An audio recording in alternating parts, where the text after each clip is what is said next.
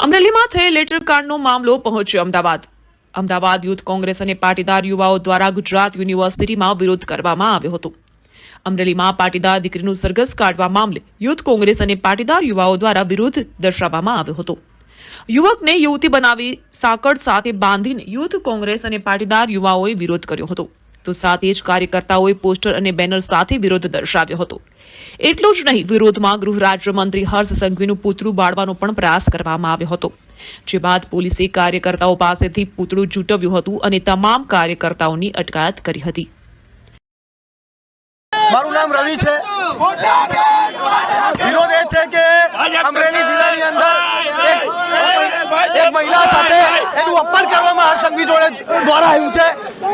જોવું જોઈએ કે ભાજપ સરકાર દીકરીઓને જે રીતના ખોટા કેસમાં ફસાવી રહી છે એ અપમાન નહીં. જે પટેલ સમાજની દીકરી હોય કે કોઈ પણ સમાજની દીકરી હોય, આપવું જોઈએ. મહિલાનું સન્માન કદાચ ન સેવાય. મહિલા દેવી હોય, દેવીનું રૂપ હોય અને એનું સરઘસ કાઢ્યું છે, એના માટે હર્ષ સંઘવીને માફી માંગવી જોઈએ અને એના પદ ઉપરથી રાજીનામું આપવું જોઈએ. રાજીનામું